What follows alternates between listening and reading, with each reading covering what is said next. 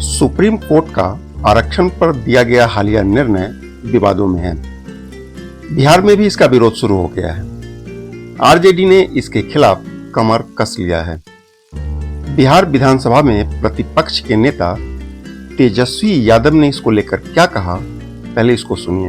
राष्ट्रीय जनता दल जो है सर्वोच्च न्यायालय के अनुसूचित जाति और जनजाति के आरक्षण के वर्गीकरण के पक्ष में नहीं है और ये निर्णय 1932 के पुनः पैक्ट और संविधान के मूल भावनाओं के खिलाफ हम लोग इसको मानते हैं। ये साफ बात है।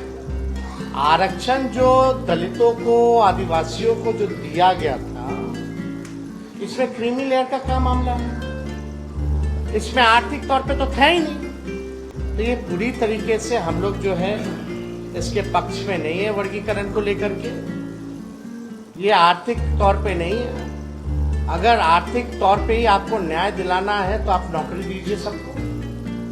क्यों नहीं देते नौकरी? नौकरी की बात क्यों नहीं करते? कितने लैंडलॉर्ड हैं, कितने कम परसेंट, कितना लैंड किसके पास है? ये सबके पास है। आंकड़ा सबके सामने सार्वजनिक है, ये डिस्ट्रीब्यूट कर दो।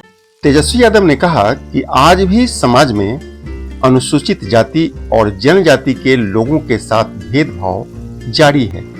बाबा साहब अम्बेडकर ने इसलिए आरक्षण दिया था जो सदियों से या अभी भी जो भेदभाव, ऊंच नीच, छुआछूत, जो डिस्क्रिमिनेशन जो चल रहा था उसको पाटने के लिए ये आरक्षण है। तो इसको तो आर्थिक तौर पे ये आया कहां से मामला? आज भी ऐसा देखा गया है, हम लोग देखते हैं कि दलितों की किस तरह से पिटाई की जाती है। जब शादी में घोड़े पे बैठा, घोड़ी पे नहीं बैठने दिया जाता, पूजा पाठ नहीं करने दिया जाता। दलितों और आदिवासियों को तो छोड़ो, अखिलेश यादव जी मंदिर जाते उसको भी धोया जाता। जीतन राम मांझी यहाँ मंदिर गए तो उसको धोया गया। आपको बता दें कि सुप्रीम कोर्ट ने पिछले दिनों आरक्षण से जुड़ा एक फैसला दिया था। इसमें अनुसूचित जाति और अनुसूचित जनजाति के लिए कोटे के अंदर कोटा देने की व्यवस्था की गई है। 7 न्यायाधीशों की पीठ ने 6-1 के बहुमत से फैसला दिया। बेंच में शामिल एकमात्र जस्टिस बेला त्रिवेदी ने इस फैसला पर अपनी सहमति नहीं दी।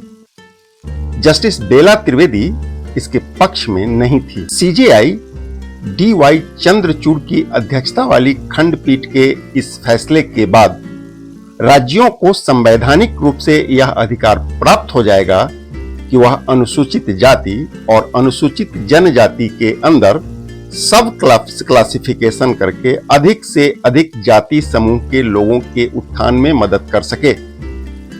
सुप्रीम कोर्ट का मानना है कि इस निर्णय के बाद आरक्षण का लाभ उन लोगों तक पहुंच जाएगा जो कतिपय कारणों से अभी तक आरक्षण का उचित लाभ नहीं ले सके थे। अब इसको लेकर बिहार में राजनीति शुरू हो गई है।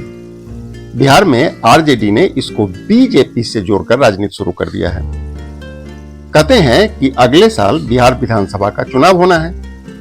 आरजेडी के आक्रामक रुख को देखते हुए बीजेपी सकते में है।